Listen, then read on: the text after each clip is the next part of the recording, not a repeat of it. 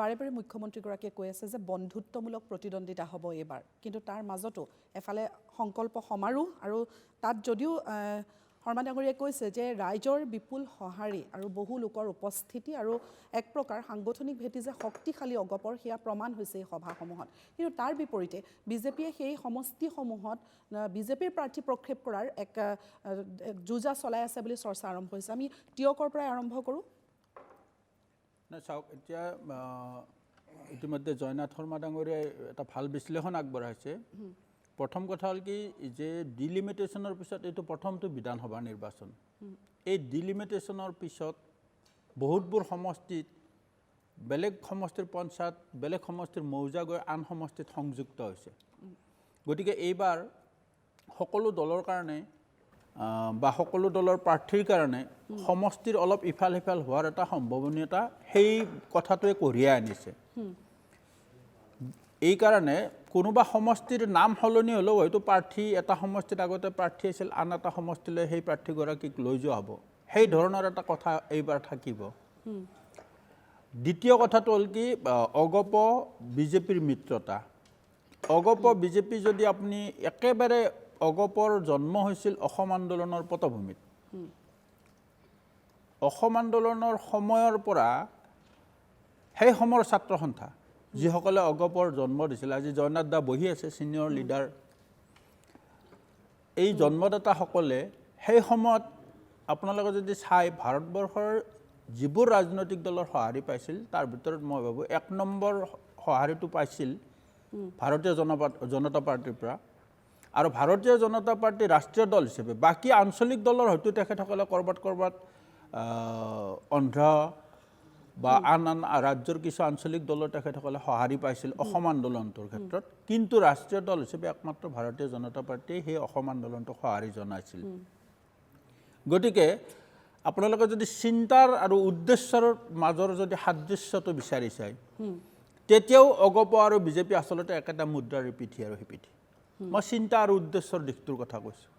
গতিকে অগপ আৰু বিজেপিৰ এই যিটো মিত্ৰতা, এই মিত্ৰতাটো যে যোৱা সময়ছোৱাত একেবাৰে কোনো ধৰণৰ সংঘাত নোহোৱাকৈ যে এই মিত্ৰতাটো চলিছে তাৰ এটা অন্যতম কাৰণ হ'ল এইটো।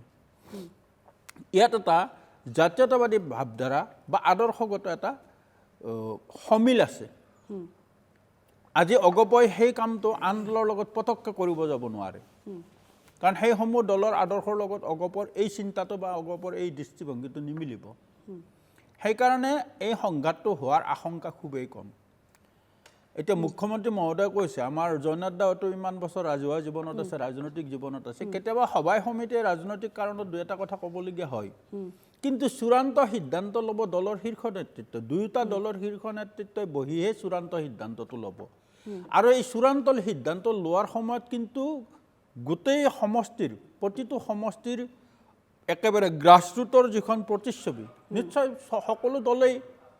সকলো দলেই নিশ্চয় নিজাববীয়াকৈ একোটা অনুশীলন চলায় বা নিজকে তথ্য সংগ্ৰহ কৰে যে কোনটো সমষ্টিত কাৰ ভিত্তি কেনেকুৱা।